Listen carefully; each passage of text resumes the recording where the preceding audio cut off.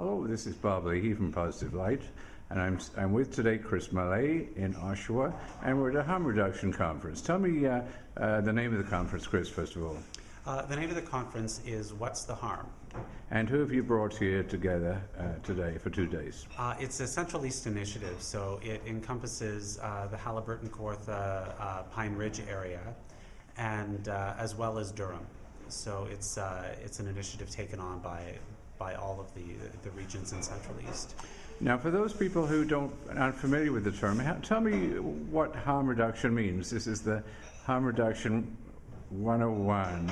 So the briefest form of harm reduction is essentially, or traditionally, it's geared towards people who happen to use substances, and the basic premise of it is meeting people where they're at.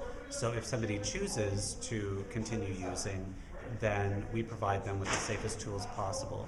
And if somebody makes the decision to abstain and continue an abstinence form of harm reduction, then we get them in contact with different supports in the area that would probably best support them. What would you say to people who thought you were sort of enabling drug use? What's your answer to that? I absolutely love that question.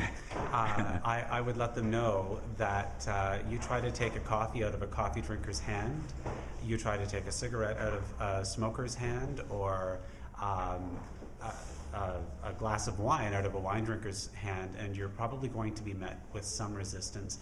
And all of those people may not necessarily be dealing with addictions. So what we do is we do our absolute best to not necessarily judge somebody and make the determination whether it's an addiction or not, which is how we come up with meeting people where they're at. And if they choose to use, because we all make choices within our lives, it's our own decision, and we just try to make it as safe as possible. Okay. Now, we're in Oshawa. Oshawa is, for those people who don't know it, I guess you'd call it a blue-collar community, would you, Chris?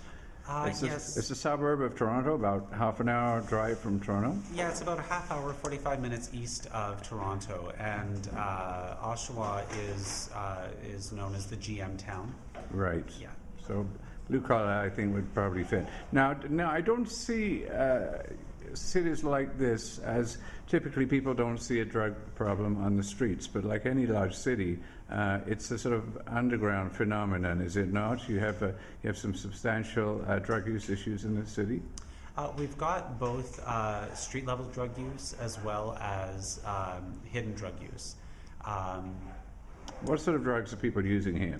It's predominantly opioids, so we're seeing a lot of OxyContin, Percocets, stuff like that. A lot of prescription drugs, but it's followed very closely by crack. Right. And things like crystal meth, do you see much of that, or is that more of a sort of downtown problem? Crystal meth sort of seems to have, it never hit out in the suburbs the same way that it necessarily hit in the downtown core. Right. And you also cover a fairly large rural area, and that must be challenging. How are you able to, and there is drug use in rural areas, we know that. How do you deal with the challenge of that? It's quite difficult for us right now because unfortunately funding continues to be cut, and so we are struggling to do our best to meet those needs in whatever way that we possibly can. John Howard Society, which we are a satellite site of for our needle exchange, they have a mobile outreach unit. So right now that's the best that we've got to offer, as well as we offer some works through public health in Port Perry. And in Oshawa you have a needle exchange? We've got a number of satellite sites through John Howard. We've got ACDR, which is the AIDS Committee of Durham Region, John Howard, which runs the program, Project Exchange, as well as Pinewood Treatment Center, which has multiple locations. Okay. Do you have an idea of the volume of number of needles you'd exchange in a year in a place like this? Beth would actually have a better idea on that, but I think we are upwards of 250,000. Right. Yeah. The numbers are staggering. I know I come from Peterborough, and a few years back it was 100,000 in that community, and I'm sure it's grown since then. And it's really a staggering statistic. This is good, Chris. Just tell me a little bit about yourself. Now, you were a person living with HIV, and we met in that capacity. I think we were conference attendees and that kind of thing. Yes. This is what people living with HIV do. And now you're working in AIDS service organisation, the AIDS Committee of Durham. What's it like transitioning from disability to a full-time job like this? Was it challenging for you? It was a challenge. I unfortunately faced the issue of a case manager at an insurance company making the determination that episodic illness does not necessarily exist.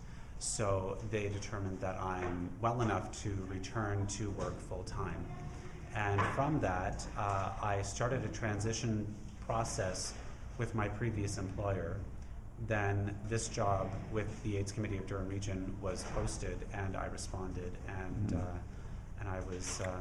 And do you feel, as a person living with HIV, you bring special skills to the position?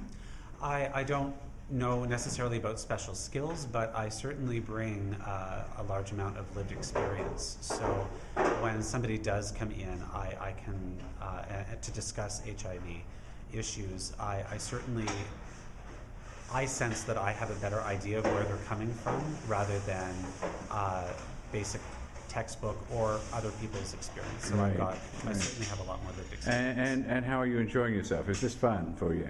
I absolutely adore this. I left the finance world and I've never looked back. Okay.